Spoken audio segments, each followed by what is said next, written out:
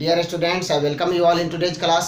हम लोग अब तक पढ़ चुके हैं सेल मेम्ब्रेन के बारे में और आप देखे थे कि फॉस्फोलिपिड्स एंड प्रोटीन का मेम्ब्रेन है जो सेमी परमिएबल नेचर का है, सेलेक्टिव परमिएबल नेचर का है।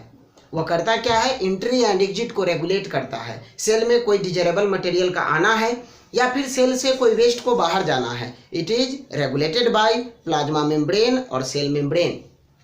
अब हम लोग जानेंगे कि ट्रांसपोर्ट सेल में होता कैसे है। मोस्टली दो केस आप पढ़ेंगे यहाँ, डिफ्यूजन एंड ऑस्मोसिस। दोनों सिमिलर है। आप थोड़ा सा विशेष यहाँ ध्यान देंगे। डिफ्यूजन में आप याद रखेंगे व्हाट इज डिफ्यूजन। यहाँ हम लोग जानते हैं क्या, transfer of materials from higher concentration to lower concentration. जहाँ ज़्यादा कॉन्सेंट्रेशन हो, जहाँ उस पार्टिकल का कॉन्सेंट्रेशन ज़्यादा हो, वहाँ से लेस कॉन्सेंट्रेशन वाले एरिया में जो मूवमेंट होगा पार्टिकल का, यह कहलाता है डिफ्यूजन। आप इसको एक सिंपल डायग्राम के द्वारा समझने का कोशिश करिए। देखिए जैसे यह हम लोग यहाँ देखें, किसी भी पार्टिकल्स का कॉन्सेंट्रेशन यहाँ ज़्यादा है, इस तरह से अगर हम लोग सिम्बलाइज कर दें, यहाँ कुछ पार्टिकल्स हैं जिनका कॉन्सेंट्रेशन कम है। आप ऑलरेडी देख रहे हैं कि यहाँ ज़्यादा है, यहाँ कम है। हायर कॉन्सेंट्रेशन से जो लोअर कॉन्सेंट्रेशन में मूवमेंट होता है पार्टिकल का, this phenomenon, this process is known as what, diffusion. याद रखेंगे डिफ्यूजन सॉलिड का भी हो सकता है, लिक्विड का भी एंड गैसेस का भी। मतलब डिफ्यूजन यह तीनों स्टेट में होता है, चाहे हमारा पार्टिकल सॉलिड में हो, लिक्विड स्टेट में हो या फिर गैसेस स्टेट में हो। लेकिन एक पॉइंट याद रखेंगे, यह जो गैसेस स्टेट में मूवमेंट है पार्टिकल्स का, यह हायर रेट से होता है। गैसियस स्टेट में यह जो ट्रांसफर है, यह जो मूवमेंट है पार्टिकल्स का from higher to lower level, from higher concentration to lower concentration is maximum. किस केस का बात कर रहे हैं, गैस का। यह पॉइंट आप याद रखेंगे। एक और पॉइंट याद रखेंगे स्टूडेंट्स कि यह मूवमेंट तब तक जारी रहेगा जब तक कि दोनों तरफ एक समान कॉन्सेंट्रेशन नहीं हो जाए, till the equilibrium states gain. यह तब तक होते रहेगा। यहाँ आप देख रहे हैं ना, ज्यादा कॉन्सेंट्रेशन में है। अब सपोज करिए कि यह इस तरह से मूव करके यहाँ आएगा एंड फाइनली दोनों तरफ, दोनों साइड जहाँ पर हायर एंड लोअर था, दोनों एक हो जाएगा, तब यह मूवमेंट रुक जाता है। इसमें कोई एनर्जी रिक्वायर्ड नहीं है। मोस्टली केसेस में आप देखेंगे गैस के बारे में, अगर आप एग्जाम्पल समझे इसका डिफ्यूजन का, आप जो भी फूड डाइजेस्ट करते हैं आपके शरीर में, वह डिफ्यूज होके ही एब्जॉर्ब्ड होता है। जो एब्जॉर्प्शन का प्रोसेस है वह डिफ्यूजन के मदद से ही होता है। अगर हम लोग कुछ दूसरे माइक्रो ऑर्गेनिज्म्स को देखें, जैसे आप अमीबा का एक उदाहरण देख लें एग्जाम्पल के तौर पर, अगर हम लोग इरेगुलर बॉडी यूनिसेलुलर अमीबा को बनाए, आप जानते हैं क्या कि यह भी रेस्पायर करता है, या इसमें जो ब्रीथिंग होगा वह डिफ्यूजन के कारण ही होता है या डिफ्यूजन के मदद से होता है। यहाँ देख रहे हैं हम लोग ऑक्सीजन गैस है। जैसे ही सराउंडिंग में ज़्यादा ऑक्सीजन है और इस अमीबा के पास कॉन्सेंट्रेशन इसका कम है ऑक्सीजन का, तो from higher region to lower region यह ऑक्सीजन मूव करके इस अमीबा को मिलेगा। प्रोसेस क्या कहलाएगा, डिफ्यूजन। क्या इसमें कोई एनर्जी रिक्वायर्ड है, नहीं। Without the expenditure of energy, बिना एनर्जी खपत किए हुए ही यह मूवमेंट का ट्रांसफर होता है, यह पैसिव कहलाएगा। इसको हम लोग फिर से डिस्कस कभी करेंगे, एक्टिव एंड पैसिव मूवमेंट। लेकिन यहाँ आप याद रखेंगे कि यह जो डिफ्यूजन है यह हायर टू लोअर होगा। और फिर जैसे ही आप यहाँ थोड़ा सा देखें कि अगर कार्बन डाइऑक्साइड का मात्रा इस सेल में, इस अमीबा में मैक्सिमम हो गया, बढ़ गया, बाहर के तुलना में CO2 बाहर लेस है, अंदर में ज़्यादा है। अब होगा क्या, यह अमीबा अपने CO2 को बाहर की तरफ एक्सहेल कर देगा with the process of diffusion. I hope कि आप डिफ्यूजन समझे हो। अब अगला जो टॉपिक है आपका ऑस्मोसिस। याद रखिएगा ऑस्मोसिस में भी कोई एनर्जी का नीड नहीं है। यहाँ भी हायर कॉन्सेंट्रेशन से लोअर कॉन्सेंट्रेशन के रीजन में ही मूवमेंट होगा। लेकिन डिफरेंस क्या है कि यहाँ मूवमेंट होता है सिर्फ और सिर्फ सॉल्वेंट पार्टिकल्स का। सॉल्वेंट ही मूव करेंगे, ओनली सॉल्वेंट मूव करेगा and through the semi permeable membrane. आप एक डायग्राम देखें और इसको हम लोग कंक्लूड कर लेंगे। देखिए यह जैसे आप याद रखेंगे, यहाँ पर कॉन्सेंट्रेशन सॉल्वेंट का ज़्यादा है, सॉल्वेंट ज़्यादा मात्रा में है, यहाँ सॉल्वेंट कम अमाउंट में है। यहाँ से मूवमेंट होगा पार्टिकल का from higher to lower region, और यह जो आप देख रहे हैं है आपका SPM, सेमी परमिएबल मेम्ब्रेन, जिसका एग्जांपल आप याद रख सकते हैं। जो एग का मेम्ब्रेन है वह भी SPM है। आपका जो प्लाज्मा मेम्ब्रेन है, जिसको आप बोले थे प्लाज्मा लेमा, या फिर हम लोग बोलते हैं सेल मेम्ब्रेन, यह भी सेलेक्टिव परमिएबल मेम्ब्रेन है। यह यहाँ से सिर्फ और सिर्फ वाटर को अलाउ करेगा, जो आपके H2 है इसको अलाउ करेगा कि यहाँ से मूव करके यहाँ पहुँचे। ध्यान रखेंगे इस पॉइंट को।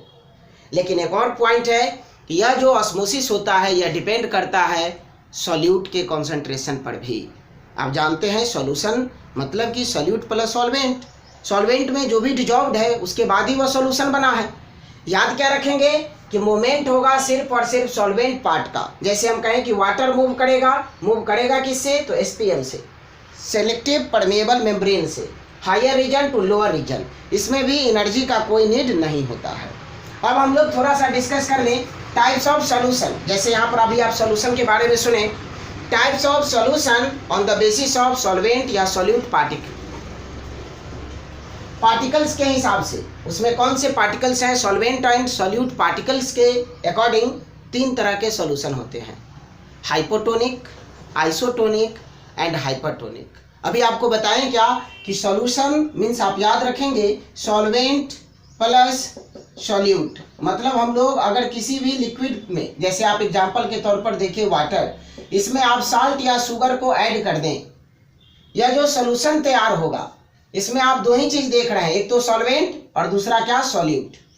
यह जो सॉल्यूट है यह 3 तरह के होते हैं, एक को बोले क्या, हाइपोटोनिक, दूसरे को आइसोटोनिक एंड तीसरा हाइपरटोनिक। आप याद रखेंगे स्टूडेंट्स, हाइपो का अर्थ होता है लेस अमाउंट में, आइसो का अर्थ होगा सेम अमाउंट में, सेम, इक्वल, एंड यहाँ है हाइपर का अर्थ होता है मोर अमाउंट, मोर नंबर, ज्यादा। यहाँ बात हम लोग कर रहे हैं सॉल्यूट पार्टिकल का। सॉल्यूट ज्यादा है लेकिन वाटर जो है वह कम है, इसीलिए इसको हम लोग बोलते हैं डाइल्यूटेड सॉल्यूशन या मोर डाइल्यूटेड है। यह टर्म याद रखेंगे, मोर डाइल्यूटेड या डाइल्यूटेड है। डाइल्यूटेड मीन्स व्हाट, कि वाटर कंसंट्रेशन ज़्यादा होगा। अब आपको इसके इफेक्ट के बारे में समझना है। अगर हम लोग हाइपोटोनिक सॉल्यूशन में, ऐसा सॉल्यूशन जिसमें वाटर का कंसंट्रेशन ज़्यादा है सेल के कंपेरिजन में, सेल के तुलना में इस सराउंडिंग, इस मीडियम में वाटर कंसंट्रेशन ज़्यादा है, अगर हम लोग हाइपोटोनिक सॉल्यूशन में किसी सेल को रखेंगे तो क्या होगा, आप याद रखेंगे cell will swell up. Cell जो है हमारा वह स्वेलअप हो जाएगा, फूल जाएगा। यह पॉइंट निश्चित तौर पर आप याद रखेंगे, सेल स्वेलअप कर जाएगा। स्वेलअप मीन्स व्हाट, फूल जाएगा। यही बात अगर प्लांट केस के साथ हो, प्लांट सेल का बात अगर हम करें तो यह कहलाता है प्रोसेस टर्जिडिटी। टर्जिडिटी मीन्स क्या, वाटर का एब्जॉर्प्शन, वाटर के कारण सेल का स्वेलअप हो जाना, यह कहलाएगा टर्जिडिटी। और सेल क्या कहलाएगा, टर्जिड। प्लांट सेल को टर्जिड बोलेंगे।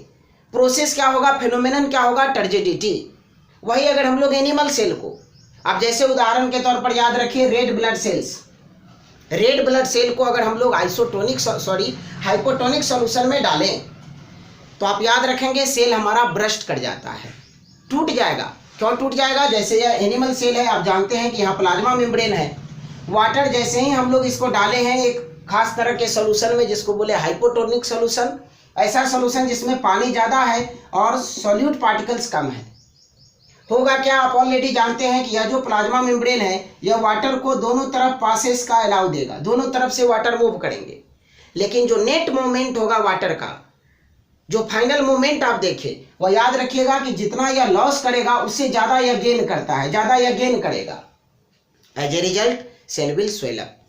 प्लांट सेल में आप ऑलरेडी जानते हैं कि सेल वॉल होता है जो उसको स्टैंड रहने में मदद करता है, ब्रेक नहीं होगा स्ट्रक्चर। जबकि एनिमल सेल आपके रप्चर हो जाएंगे, टूट जाएंगे ड्यू टू एक्स्ट्रा और मैक्सिमम इनपुट ऑफ वाटर, ज़्यादा मात्रा में पानी जो आया है उसके कारण। यह जो सेल में पानी आता है ना, इसको बोलते हैं इंडोसाइटोसिस। और सेल से बाहर जाना एक्सोसाइटोसिस। एक्सो मतलब एग्जिट, सेल से बाहर जाना एक्सोसाइटोसिस, सेल में आना इंडोसाइटोसिस। याद रखेंगे हाइपोटोनिक सॉल्यूशन में प्लांट के केस में कहलाएगा फेनोमेनन टर्जिडिटी, सेल आपका स्वेलअप कर गया, फूल गया। और वहीं एनिमल सेल जैसे आरबीसी का अगर उदाहरण ले रेड ब्लड सेल का, उस कंडीशन को बोलते हैं हेम्योलाइज्ड। मीन्स व्हाट, सेल हमारा ब्रेक कर जाएगा, टूट जाएगा। किस सॉल्यूशन में, अगर हमारा सॉल्यूशन हाइपोटोनिक है तब। हाइपोटोनिक मतलब क्या, मोर डाइल्यूटेड सॉल्यूशन, ज़्यादा पानी है सेल के तुलना में, कहाँ, मीडियम में, सराउंडिंग में।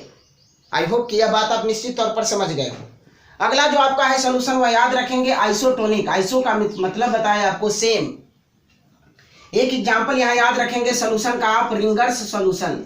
यह रिंगर्स सॉल्यूशन आइसोटोनिक सॉल्यूशन का एग्जांपल है। आइसोटोनिक सॉल्यूशन में मतलब ऐसा सॉल्यूशन जिसमें वाटर का अमाउंट दोनों तरफ सेम है, जितना सेल में है पानी उतना ही वाटर का कॉन्सेंट्रेशन इस मीडियम में भी है। तब क्या होगा, there will be no change, कोई चेंज नहीं होगा। नेट मूवमेंट इक्वल होगा, जितना पानी सेल में गया उतना ही पानी सेल से गया, ऐसे आप याद रखेंगे। परिणाम क्या होगा, कोई इफेक्ट नहीं, सेल पर कोई इफेक्ट नहीं होगा अगर हम लोग उसको आइसोटोनिक में रखते हैं तब। एंड थर्ड वन जो आपको जानना है वह है हाइपरटोनिक सॉल्यूशन। याद रखेंगे हाइपरटोनिक सॉल्यूशन, इसमें सॉल्यूट ज़्यादा है लेकिन सॉल्वेंट आपके मीडियम में सराउंडिंग में कम है। यहाँ बाहर वाटर का अमाउंट कम है और सेल में वाटर ज़्यादा है।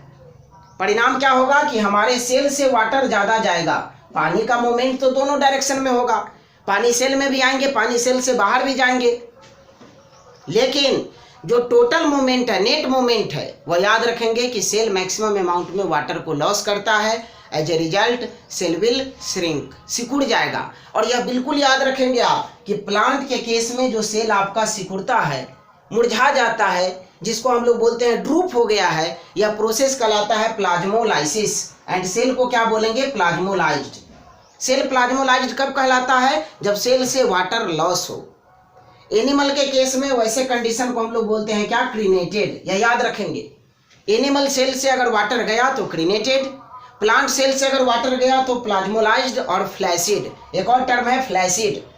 क्लियर है स्टूडेंट्स? तो यह तीनों सॉल्यूशन आप याद रखेंगे। मुख्य तौर पर आपको याद रखना है टर्जिडिटी एंड फ्लैसिड, जिसको हम लोग बोले प्लाज्मोलाइज्ड। एक और कॉन्सेप्चुअल बात आप समझे, थोड़ा सा डे टू डे एग्जाम्पल देखें, डे टू डे लाइफ से हम लोग डिस्कस कर लें।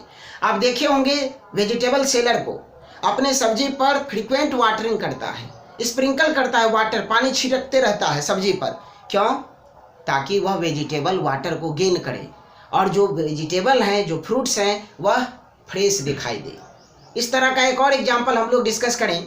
आपके घर में जो खीर बनता है, सेवई बनता है, उसमें हम लोग किशमिश, जिसको रेजिन बोलते हैं, रेजिन को डालते हैं किशमिश में, किशमिश को डालते हैं सॉरी खीर में। आप क्या देखते हैं, जो आपका रेजिन था पहले डालने से पहले आप कुछ इस तरह से देखे थे अपने रेजिन को, डालने के बाद जब खीर हमारा बन जाए तो यही रेजिन हमको ऐसा दिखाई देता है। मीन्स हुआ क्या यहाँ पर, आप याद रखेंगे कि दूध में डालने के बाद खीर बनाने के दौरान यह सॉल्वेंट पार्टिकल्स जो वाटर है उसको इनटेक किया है, इंडोसाइटोसिस हुआ है और इसके कारण यह किशमिश आपका फूल गया है। क्लियर है? इसी तरह से अगर आप डिफ्यूजन का भी एग्जाम्पल देखें तो आप याद रखेंगे किसी भी घर के, आपके घर के किसी एक कॉर्नर में कोई अच्छा फूड बन रहा हो, खाना, उसका स्मेल चारों तरफ फैल जाता है। आप आसानी से किसी दूसरे रूम में, आप कह सकते हैं स्टडी रूम से, आप उस स्मेल को महसूस कर लेते हैं। कहीं पर हम लोग इंसेंस स्टिक, जिसको अगरबत्ती बोलते हैं, वह जला किसी कॉर्नर पर, उसका स्मेल पूरे रूम में डिफ्यूज हो जाता है, फैल जाता है।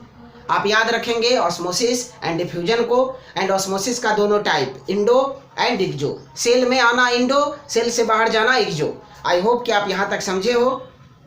अगर वीडियो आपको अच्छा लगा तो प्लीज़ चैनल को सब्सक्राइब करिए, अपने साथियों के साथ शेयर करिए, लाइक कमेंट करना ना भूलें। Thank you for watching.